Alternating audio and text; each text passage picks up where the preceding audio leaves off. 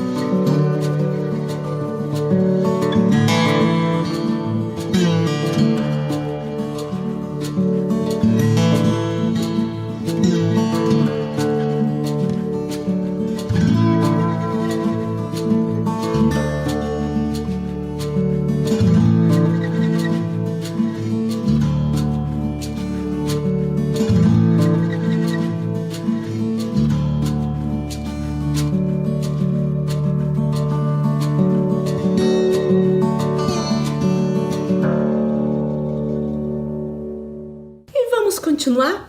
Antes de começar o tema de hoje, vamos rever o que a gente viu na aula passada. Na aula passada, nosso tema foi Cidade de Curitiba, Patrimônio Histórico, Cultural e Natural, certo? E na aula passada nós vimos que município é o local onde vivemos. Nele encontramos casas, prédios, ruas, parques, comércio, transporte, entre outros. O município é administrado por prefeitos e vereadores. Também aprendemos que, para administrar um município, o prefeito conta com uma equipe de trabalho. O prefeito de Curitiba é o Rafael Greca de Macedo e ele conta com uma equipe de trabalho em vários setores, como na educação, que é o setor que eu atuo, na saúde, no meio ambiente, no transporte, no urbanismo, entre outros. O prefeito tem o seu gabinete no Palácio 29 de Março. Essa é a sede da Prefeitura Municipal de Curitiba. Sobre os vereadores, a Vivi nos falou que os vereadores são responsáveis por propor leis que atendam às necessidades dos moradores do município. Em Curitiba, nós temos atualmente 38 vereadores. E aprendemos que os vereadores atuam no Palácio Rio Branco, onde fica a Câmara de Vereadores de Curitiba. Lá eles têm seus gabinetes de trabalho e também o atendimento à população. E também é lá que eles apresentam e votam as leis para a melhoria da cidade, certo? E tanto o Palácio 29 de Março como o Palácio Rio Branco são patrimônios históricos da cidade. Nós aprendemos que patrimônio histórico são os lugares como os prédios, as residências, as praças, os bairros da cidade, entre outros. São os marcos do passado que podemos observar ainda hoje em Curitiba. E a Vivi nos falou sobre o patrimônio cultural e falou das lendas. As lendas da cidade fazem parte do patrimônio cultural. Mas será que patrimônio cultural é só isso? Patrimônio cultural é tudo aquilo que possui importância histórica e cultural para um país, para uma cidade, para um lugar. As festas, as danças, as músicas, as manifestações populares, artes, culinária, entre outros. Mas tem uma coisa importante que eu falei muito na aula passada. Todo patrimônio histórico é um patrimônio cultural. E a Vivi veio nos contar que as lendas da cidade fazem parte do patrimônio cultural. E até ali na imagem aparece ali as ruínas de São Francisco. Lembra qual é a lenda? Diz que tem túneis embaixo, né, das ruínas que ligam para outras igrejas do centro de Curitiba. Se isso é verdade, não sei, mas é uma lenda da cidade, certo? E olhe lá o que a Vivi veio nos dizer. A Mata Atlântica é um patrimônio natural. Também aprendemos que patrimônio natural é aquela paisagem com montanhas, serras, cachoeiras, rios, fozes, florestas, matas e outros. Na cidade de Curitiba também encontramos alguns lugares assim, nos parques, nos bosques, praças, pedreiras, que apesar de ser adaptado para o lazer, é um modo de preservar a natureza, certo? E vamos lá para a nossa aula de hoje. E a Vivi vem nos falar qual vai ser a aula e o nosso tema. Nós estamos na aula 5 e o tema Cidade de Curitiba, espaços públicos e privados. Então pegue lá o seu caderno e a folha, coloque a data que você está assistindo a aula 5, História, Cidade de Curitiba, espaços públicos e privados. Eu vou dar um tempo aí para você fazer, certo?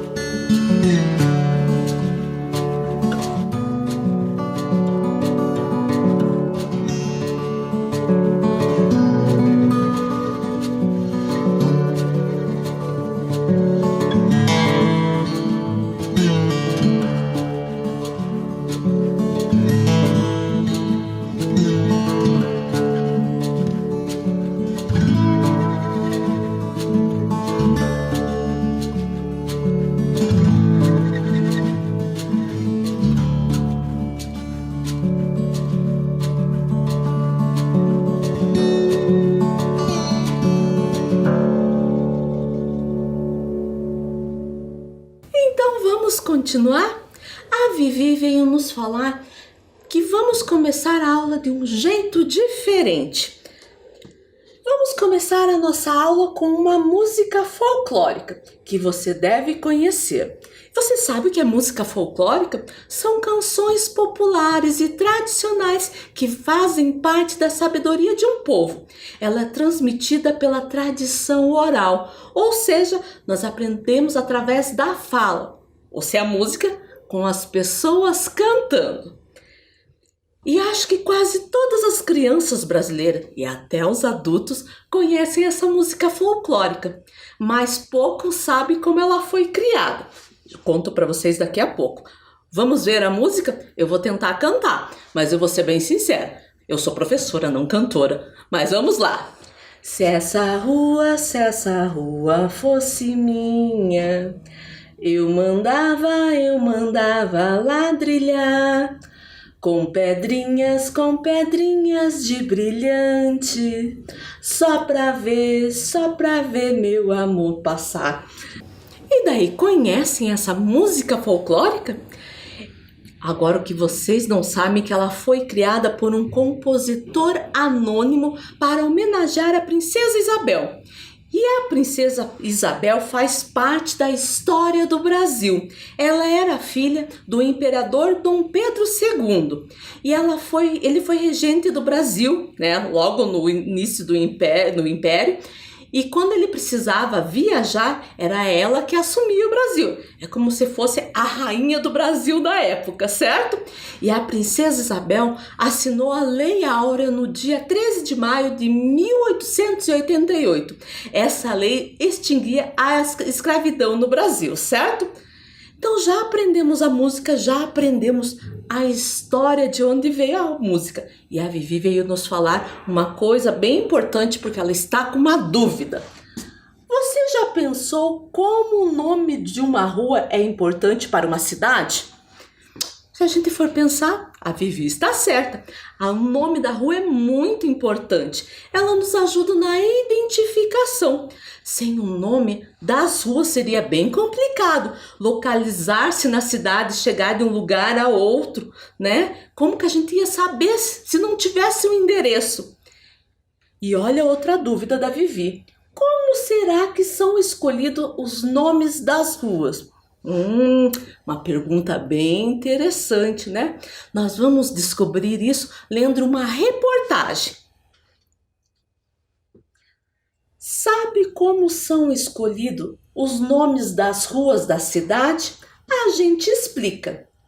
Das tarefas dos vereadores de Curitiba, encontra-se entre as mais conhecidas a criação de nome para as ruas da cidade.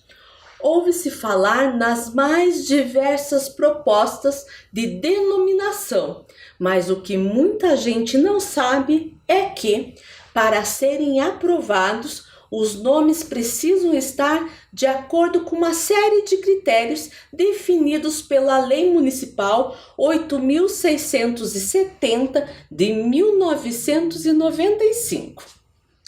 Nomes de pessoas. Não é permitido dar nomes de pessoas vivas a bens públicos e, mesmo que o homenageado já tenha morrido, ainda é preciso provar a relevância da denominação. Para dar nome de pessoas a bens públicos, é preciso encaminhar uma justificativa com a biografia do homenageado, provando a relevância do pedido. Momentos históricos. Caso o nome da rua se refira a algum momento histórico, este deve ter acontecido há mais de 25 anos. Outras regras gerais. Além de nomes de pessoas e momentos históricos, é possível dar nomes que façam referência a lugares, animais, plantas e coisas. Olhe quanta coisa nós aprendemos, né? Essa lei número 8.670 de 1995 define que para dar nome às ruas Pode ser nome de pessoas, mas essas têm que ser falecidas, não pode ser pessoas vivas não. E tem que comprovar o porquê é importante homenagear essa pessoa. Por isso que eles pedem a biografia. O que é a biografia? É um histórico do que já aconteceu na vida daquela pessoa.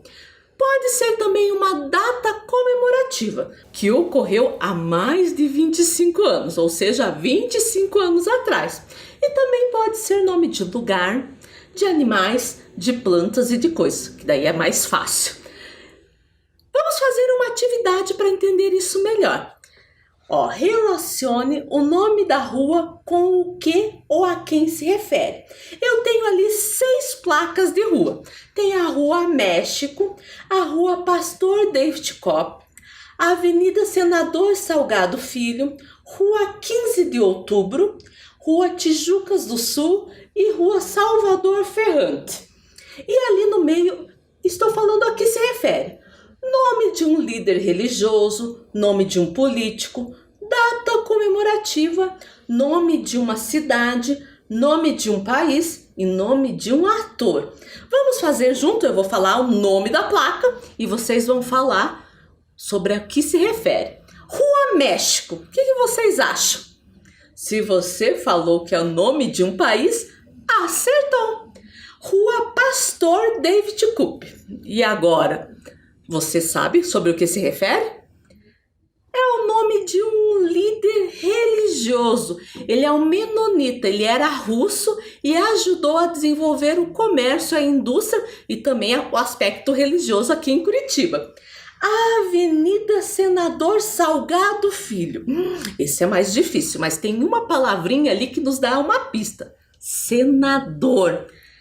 Então, é o nome de um político, já que senador é um cargo político escolhido através das eleições. Rua 15 de Outubro. Esse tá fácil, né? É uma data comemorativa em homenagem ao Dia do Professor. Gosto muito dessa data.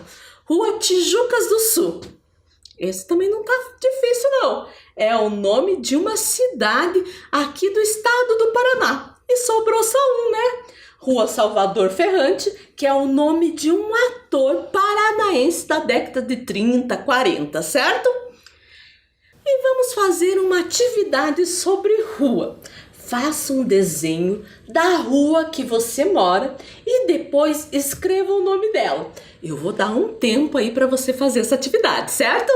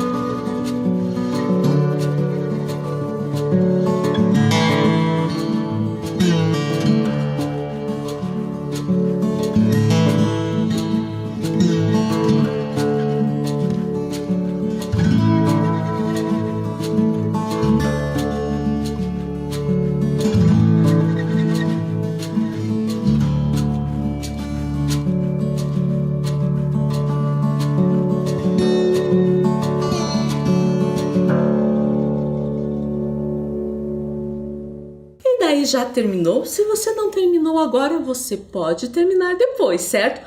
O importante é fazer todas as atividades. E agora me dê um clique aqui. Você sabe o significado do nome da rua em que você mora? Isso dá uma boa pesquisa, até mesmo da parte histórica, que eu adoro, certo? Quem sabe você pesquisar por que essa rua tem esse nome? É uma ideia bem legal, certo? E a Vivi veio nos dar uma informação bem importante. Você sabia que as ruas de uma cidade são espaços públicos? E você sabe o que são espaços públicos? Vamos descobrir? Nós vamos ler um texto para aprender um pouquinho mais. Os espaços públicos são os lugares administrados pelo governo e pertencem à população. Exemplos: as praças, as ruas, os parques, as avenidas, as praias que existem em cidades litorâneas, etc. Eles são de responsabilidade do governo. As prefeituras, por exemplo, cuidam das praças, fazendo a manutenção dos bancos e dos jardins. Espaço público é o que é utilizado pela população. São de responsabilidade do governo, mas quem utiliza esse espaço também deve ajudar na preservação e na manutenção, com atitudes simples como não jogar papel no chão, não pichar, não arrancar plantas, cuidar das árvores.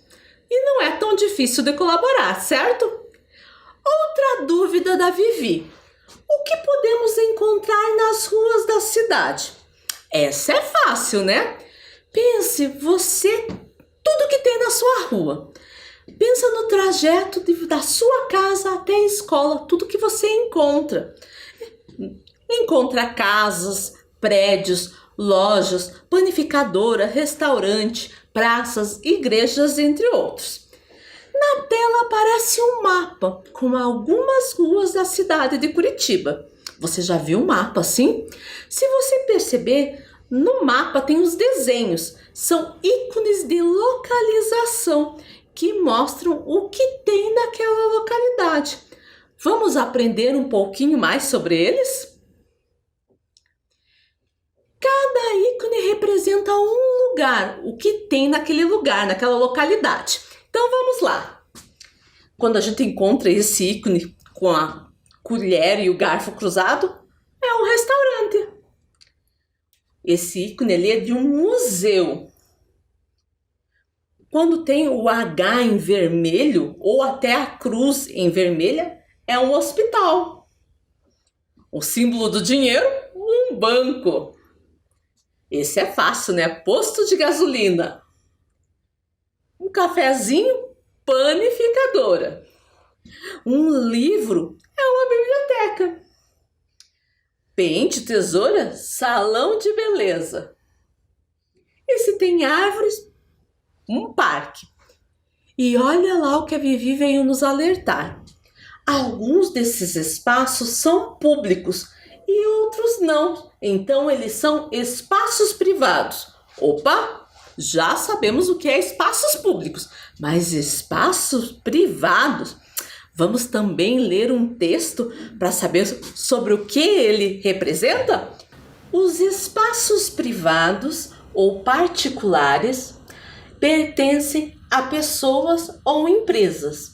São exemplos de espaços privados: casas, lojas comerciais, escolas particulares, shopping centers. Geralmente, os espaços privados são mantidos pelos proprietários. Eles cuidam e fazem a manutenção para a sua preservação. Também podemos circular em alguns espaços privados, mas são locais que têm um proprietário, ou seja, um dono ou até mais que um dono. Eles que pagam as contas provenientes do uso desse lugar, como a conta de água, de eletricidade, os impostos, entre outros. E olhe lá o que a Vivi veio nos dizer.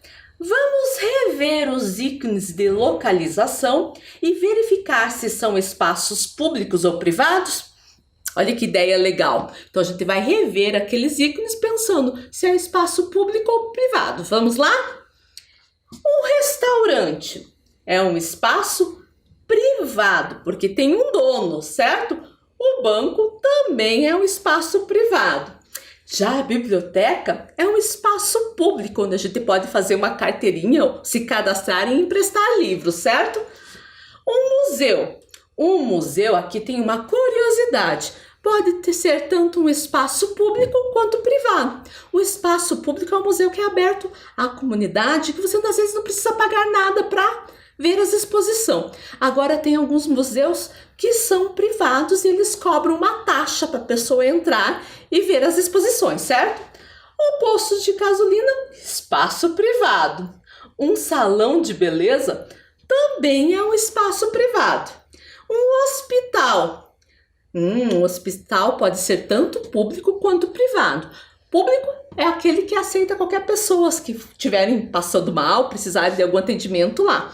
Já o privado vai ter que pagar para ser atendido, certo? Panificadora, um espaço privado. E o parque, um espaço público. Professora, mas eu já fui em parques que tinham que pagar. Daí é um espaço privado. Mas se a gente for pensar nos parques aqui da nossa cidade, a maioria você pode usufruir sem pagar nada. Então é um espaço público, certo? E a Vivi veio nos falar sobre uma atividade. Vamos fazer uma atividade. Vou mostrar uma imagem da cidade de Curitiba e você deverá dizer se é um espaço público ou privado, certo? Então, você vai ver a imagem e dizer é um espaço público ou privado, certo? Vamos lá? Olha essa imagem. As ruas de uma cidade. O que você acha? São espaços públicos ou privados? Essa tá fácil, que a gente já falou bem no comecinho da aula. É um espaço público. É um lugar da cidade que tem maior circulação de pessoas, de veículos, e é um espaço público para todos, para o uso de todos. Vamos para o próximo? Os terminais são espaço público ou privados? O que você acha? São espaços públicos. Os terminais são equipamentos urbanos que permitem a integração entre as diversas linhas de ônibus que formam a rede integrada de transporte de uma cidade. Então, é um espaço público. Vamos para outro. Uma loja é um espaço público ou privado? Se você falou espaço privado, acertou! Uma loja é um estabelecimento comercial e que se expõe e vende mercadorias. Apesar de ter circulação de pessoas, eles possuem um dono, um proprietário e é um espaço privado. Outro. E as escolas? São espaços públicos ou privados? Aqui a gente tem que pensar um pouquinho. A escola municipal é aquele que é administrada pelo município. A escola estadual é aquela que é administrada pelo estado. A escola particular é aquela que possui um dono, ou seja, uma propriedade privada, que não pertence ao governo. Na tela aparece a Escola Municipal Oswaldo Arnes, que tem como mantenedora o município. Então, é um espaço público. E as fábricas, as empresas, são espaços públicos ou privados? Na tela nós temos uma foto antiga de uma fábrica que funcionava aqui em Curitiba. Esses espaços têm um dono, têm um proprietário, então é um espaço privado. E as praças de uma cidade? São espaços públicos ou privados? Na tela nós temos a imagem da Praça do Japão, que foi construída em homenagem aos imigrantes japoneses que chegaram ao Brasil a partir de 1910. Esse é um espaço público. Mais um. E os parques de uma cidade? Será que são espaços públicos ou privados? Na tela tem o Parque Tanguá, que foi construído em uma antiga pedreira aqui da cidade. E é um dos principais atrativos da cidade. Nele tem um mirante que proporciona uma linda vista da cidade de Curitiba. Dá para atravessar a pedreira por um túnel. Tem passarela sobre a água. O parque conta ainda com pista de caminhada, ciclovia, jardim e é uma propriedade do município. Então, é um espaço público. E os restaurantes, as lanchonetes, o lugar onde acontece o comércio de alimentos, são espaços públicos ou privados? São espaços privados, pois possuem um proprietário, certo? E a unidade de saúde? É um espaço público ou privado? A unidade de saúde constitui-se uma porta de entrada do sistema de saúde, de modo que todos os usuários que o procuram são atendidos e encaminhados para diferentes especialistas na área de saúde. As unidades de saúde são mantidas pelo município, então são espaços públicos. E as casas que existem de uma cidade? Ou até mesmo os apartamentos onde as pessoas moram? Será que são espaços públicos ou privados? São espaços privados. As casas, os prédios, as moradias das pessoas que vivem em uma cidade têm um dono, têm um proprietário. Por isso que é um espaço privado. Agora vamos recordar o que nós aprendemos antes de fazer as últimas atividades, certo? Espaço público são de responsabilidade do governo. Quem cuida desse espaço, além do governo, é a população. São exemplos de espaço público: as praças, os parques, as ruas e as escolas municipais e estaduais. Espaço privado são de responsabilidade de alguém, como pessoas ou empresas. Quem cuida desse espaço é o dono ou a pessoa que aluga os mesmos. São exemplos: as casas, o shopping center e as lojas, certo? Guardaram bem isso daí? Então agora vamos para a nossa atividade. Caça-palavra, espaços privado e público.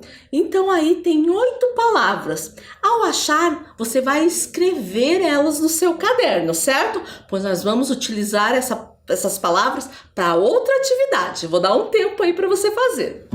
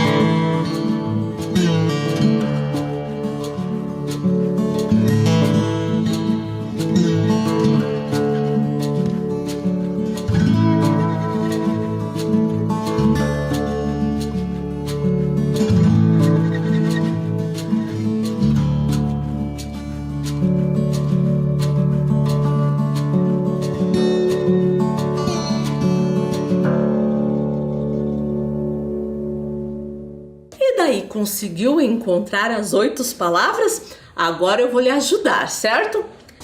Tem lá fábrica, praça, shopping, casas, ruas, lojas, parque e escola, certo? Anotou todas essas palavras? Agora nós vamos fazer uma atividade com essas palavras. Das palavras encontradas, complete quais são o espaço privado e quais são o espaço público. Então você vai dividir elas, uma de um lado e outra do outro, e a gente vai ver depois se você fez certo. Vou dar um tempo aí para você fazer.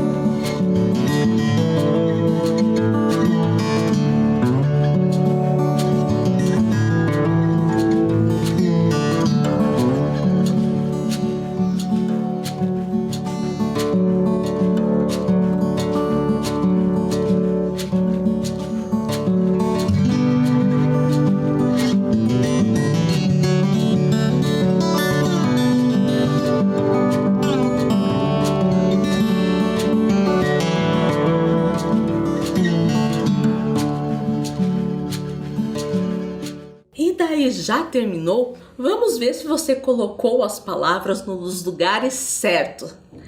Então lá, espaço privado. Eu pensei em espaço privado, o shopping, as casas, as lojas e as fábricas. Fez isso também? Beleza. Espaço público. Eu pensei na praça, escolas, ruas e parques. Professora, mas escola pode ser também privado? Pode também. Mas como nós estamos numa escola municipal, falando de escola municipal, eu pensei aqui no município. Então eu pensei numa escola pública. A mesma coisa o parque. Como eu falei, tem parques que são cobrados. Mas se a gente pensar nos parques aqui de Curitiba, eles não são. Então são espaços públicos, certo? E a nossa aula terminou. Nos encontramos na próxima aula. Se cuide!